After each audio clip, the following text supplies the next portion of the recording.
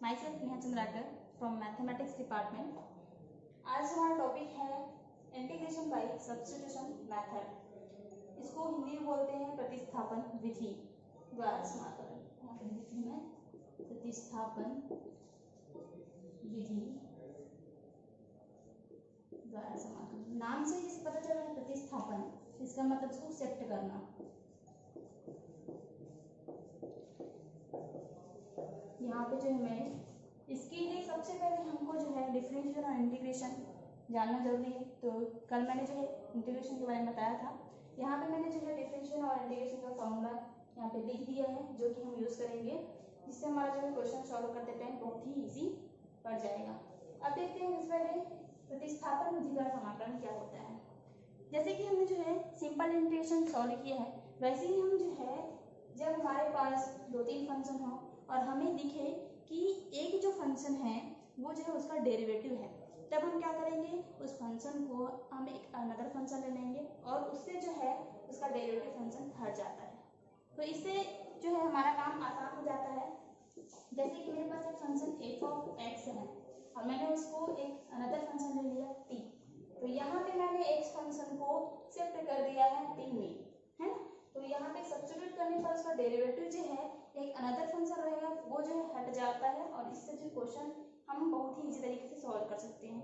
मैं आपको एक एग्जांपल बता देती हूँ. जैसे कि हमारे पास है example number first, evaluate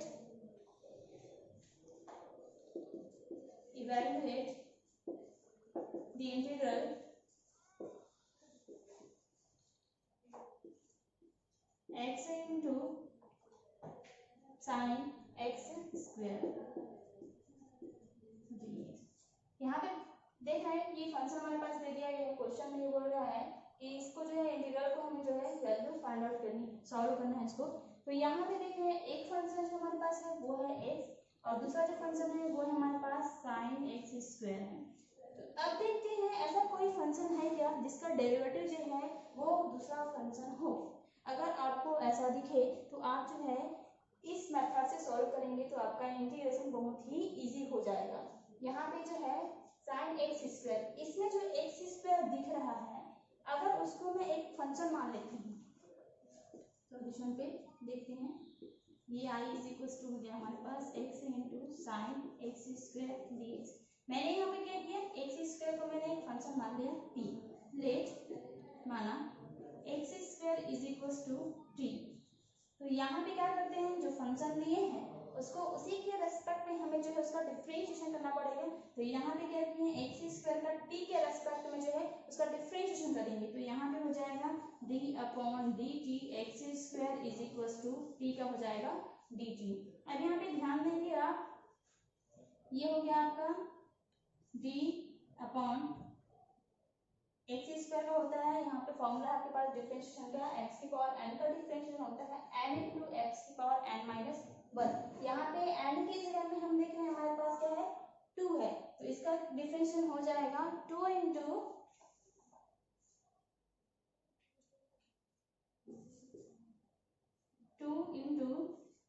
x into dx ये dt उधर चला जाएगा. तो यहाँ पे जो है ये आया x इंटू dx dt/2. यहाँ पे मैंने 2 को इसके डिवाइडेशन में लेके गई हूँ. तो ये जो है x इंटू dx आ गया dt/2. अब क्वेश्चन में फिर से जाते हैं और देखते हैं क्या ये जो फंक्शन है वो हमारे पास क्वेश्चन में ऑलरेडी है. तो यहाँ पे देख रहे हैं आप कि x इंटू dx है. तो इससे हमारा काम जो है आसान हो गया. क्या आसान हो गया कि ये जो फंक्शन है वो हट जाएगा, शिफ्ट हो गया और वो बन गया है dt/2. तो यहाँ पे देखते हैं इसका सॉल्यूशन.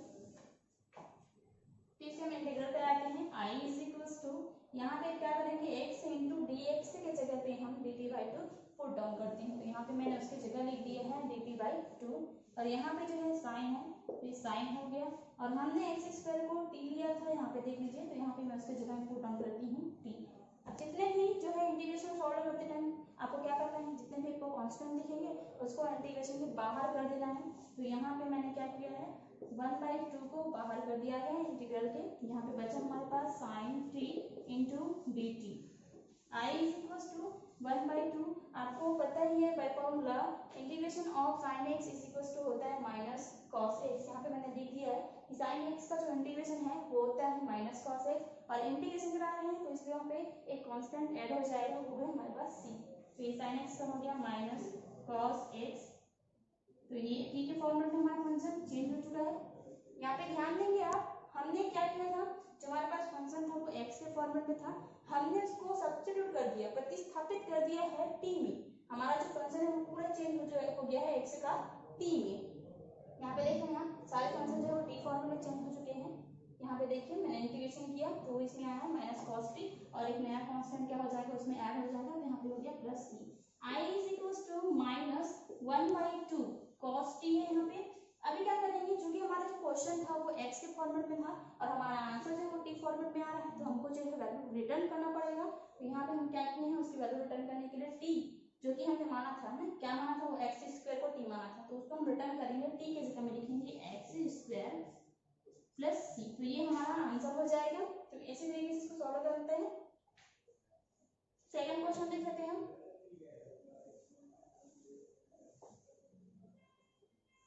आपको जो है क्वेश्चन को ध्यान से देखना रहेगा कि अगर उसका डेरिवेटिव उस क्वेश्चन पे है, जो फंक्शन है उसका डेरिवेटिव ऑलरेडी उस क्वेश्चन पे है, तो आपको जो है सब्स्टिट्यूशन बाय मेथड से उसको सॉल्व करना पड़ेगा। इससे आपका काम देखिए आप मैंने यहाँ पे किया है, हमारा इंटीग्रेशन एकदम बहुत ही इजी हो गया। सेकंड क्वेश्चन देखते हैं, हमारे पास है सेकंड क्वेश्चन, ए की power tan inverse x divided by 1 plus x square dx। यहाँ पे आप सबसे पहले क्वेश्चन को ध्यान से देखिए, क्या कोई ऐसा फंक्शन है जिसका जो डिफरेंशिएशन है वो उसमें है, होता है उसमें। तो यहाँ पे देख रहे हैं कि tan इनवर्स x ऐसा एक फंक्शन है जिसका डिफरेंशिएशन जो है 1/1 प्लस एक्स स्क्वायर होता है, और वो हमारे पास ऑलरेडी इस क्वेश्चन पे है। देख रहे हैं कि tan इनवर्स x है, अगर मैं उसको सॉल्यूशन देखते हैं, i इज इक्वल टू हो गया हमारे पास e की power tan inverse x upon 1 plus x square, ये है हमारे पास dx। अब हम यहाँ पे देख रहे हैं कि tan इनवर्स एक ऐसा फंक्शन है जिसको अगर मैं t मान देती हूँ, tan inverse x is equal to मैंने माना है t, तो इसका जो डिफरेंशियल होता है वो होता है 1/1 प्लस एक्स स्क्वायर।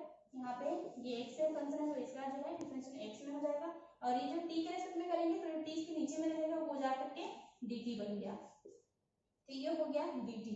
अब हमारा फंक्शन जो पूरे तरीके से चेंज हो जाएगा। कैसे, यहाँ पे क्या करेंगे, 1/1 प्लस एक्स स्क्वायर dx की जगह में मैं लिख सकती हूँ dt। तो यहाँ पे क्या करेंगे, ये देखिए आप 1/1 plus x square into dx है, उसके जगह में हम क्या करेंगे dt पुट डाउन कर देते हैं। तो i इज इक्वल टू यहाँ पे जो हमारे पास अवेलेबल है e की पावर, मैंने tan इनवर्स x को t मान लिया है, तो यहाँ पे ये हो जाएगा t upon 1/1 plus x square into dx की जगह में रखते हैं यहाँ पे dt अपॉन में यहाँ पे हो जाएगा 1।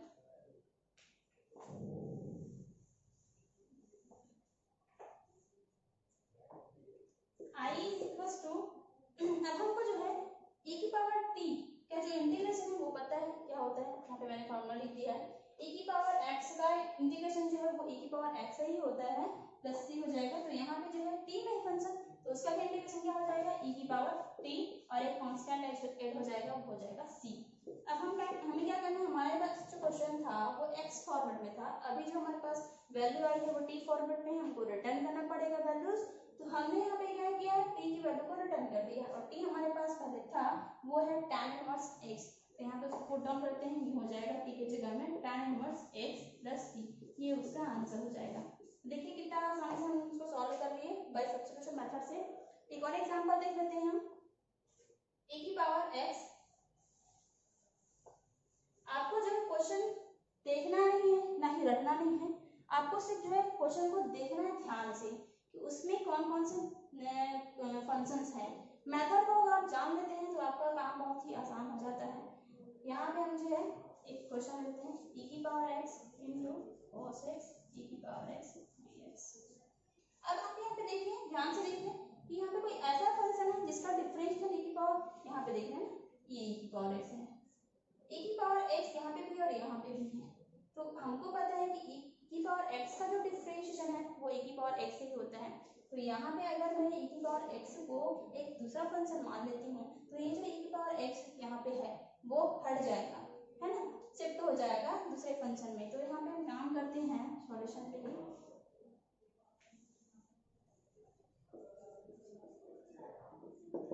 I is equal to e की power x into cos x cos e की पावर x dx।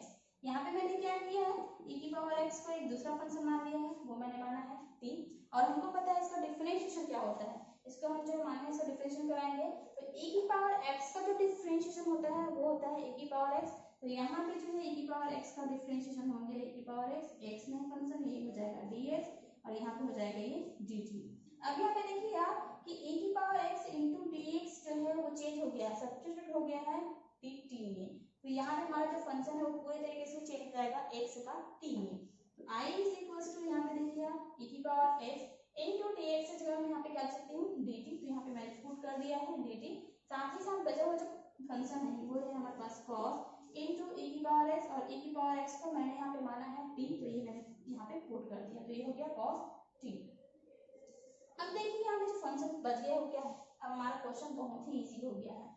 अब हमको पता है कि cos यहाँ पे t दिख रहा है और cos t का यहाँ पे हमको क्या करना है, इंटीग्रेशन करना है। तो ये जो है हमारे पास जो फॉर्मूला अवेलेबल है, देखिए यहाँ पे cos x का जो इंटीग्रेशन होता है वो होता है sin x। तो हम क्या करेंगे, यहाँ पे जो sin cos t हो जाएगा sin t और एक कांस्टेंट यहाँ पे ऐड हो जाएगा c। फिर से वही काम करेंगे, हमको जो है वैल्यू रिटर्न करनी पड़ेगी, हमारा जो फंक्शन है वो x फॉर्मेट में था, तो यहाँ पे हो जाएगा sin t का हो जाएगा, यहाँ पे t हमने क्या लिया था यहाँ पे e की पावर x, फिर हो जाएगा e की पावर x प्लस c, ये हमारा जो है आंसर हो जाएगा। आप क्वेश्चन को बस ध्यान से देखते रहिए। सेकंड क्वेश्चन लेते हैं इसमें, अनदर एग्जांपल नंबर है हमारे पास ये फिफ्थ रहेगा, फोर्थ रहेगा।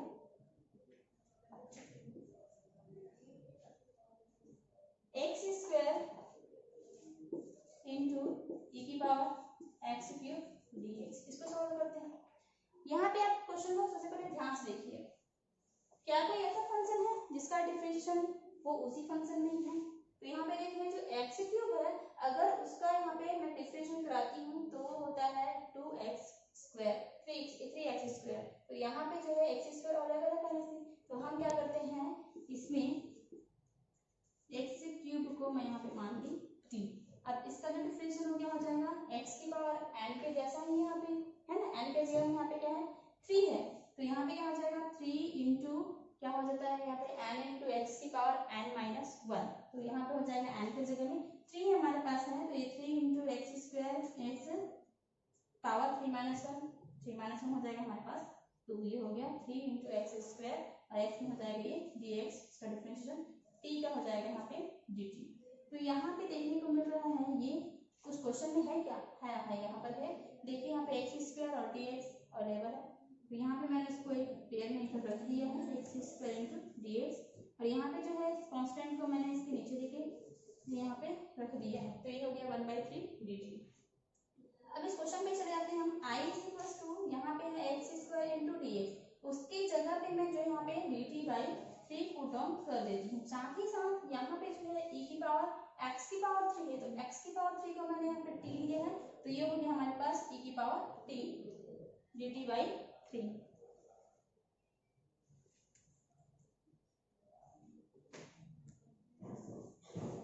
जो कांस्टेंट है 1/3 यहाँ पे कांस्टेंट था, उसको मैंने यहाँ पे इंटीग्रेशन के बाहर रख दिया, ये हो गया e की पावर t और ये dt।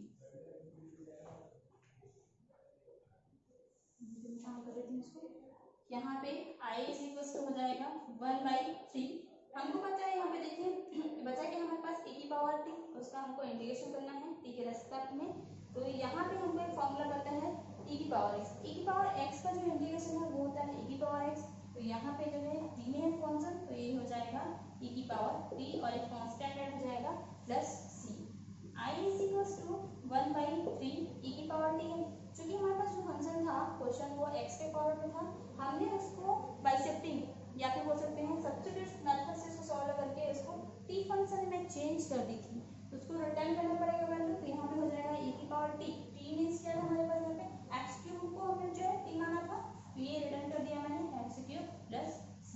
तो इसी तरीके से आपको और भी क्वेश्चन सॉल्व करने हैं। एक और क्वेश्चन देख लेते हैं, बस आपको मेथड ही समझना है, बाकी क्वेश्चन को रटना नहीं है, स्टेप को रटना नहीं है, बस आपको जो है यहाँ पे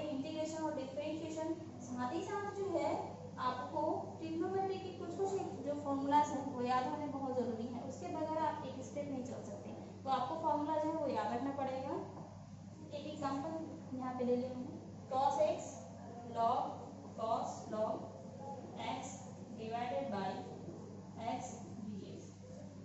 क्वेश्चन को देखिए आप, इसमें जो है देखिए यहाँ पे 2-3 फंक्शन हमारे पास है। एक तो cos का ये एंगल में दिख रहा है log x, और यहाँ पे डिवाइडेशन पे एक है into 1/x। अभी हमें देखना है कि क्या ऐसा कोई फंक्शन है जिसका डिफरेंशिएशन ही उसमें अवेलेबल हो। तो यहाँ पे देखना है log x जो है, अगर इसका मैं देखूँ कि इसका डिफरेंशिएशन क्या होता है 1/x, और हमारे पास इस क्वेश्चन में जो है 1/x अवेलेबल है। तो हम क्या करेंगे, यहाँ पे सॉल्यूशन में देख सकते हैं i = cos log x upon x dx। यहाँ पे क्या किया मैंने, जो यहाँ पे है log x है उसको मैंने एक न्यू फंक्शन अनदर फंक्शन मान लिया है, वो है t। तो यहाँ पे देखते हैं log x का डिफरेंशिएशन क्या हो जाएगा 1/x dx is equal to ये हो गया आपका dt। तो 1/x dx is equal to dt इतना ही रखती हूँ, क्योंकि मेरे क्वेश्चन पे जो है यहाँ पे देख रहे हैं 1/x into dx अवेलेबल है, तो उसकी जगह मैं शिफ्ट कर सकती हूँ dt। क्वेश्चन पे आ जाते हैं हम i इज इक्वल टू, अब क्या करेंगे यहाँ पे 1/x into dx के जगह में क्या होंगे, ये हो गया dt। मैंने शिफ्ट कर दिया, इसको पुट ऑन किया हुआ है। साथ ही साथ जो फंक्शन बचे हुए cos log x, और log x को मैंने यहाँ पे t मान दिया है, तो ये हो जाएगा आपका cos t। अब देखिए क्वेश्चन पे cos t का हमको क्या करना है, t के रेस्पेक्ट में इंटीग्रेशन करना है। तो हमको जो है cos x का जो है इंटीग्रेशन पता है, वो होता है sin x plus c होता है। तो यहाँ पर फंक्शन x के लिए था, हमारे पास जो फंक्शन है वो t के फॉर्मेट में है, तो इसका क्या हो जाएगा sin t प्लस हो गया ये c। अब यहाँ पे फिर से वही काम करना है, हमको रिटर्न करना है वैल्यूज को। तो यहाँ पे t, तो t को हमने क्या है, यहाँ पे log x को हमने t दिया था, तो ये हो जाएगा sin log x प्लस ये हमारा आंसर हो जाएगा। आपको जो है क्वेश्चन बहुत सारे सॉल्व करने पड़ेंगे, आप प्रैक्टिस करते रहिए ताकि आपको जो मेथड समझ में आ जाए कि आपको किस टाइप से क्वेश्चन को देख करके सॉल्व करना है। क्वेश्चन पे आप रेगुलरली बहुत सारे क्वेश्चन बनाते रहिए, और लेवल के क्वेश्चन बनाइए, ऐसा नहीं कि एक ही लेवल के क्वेश्चन बनाया। Thank you.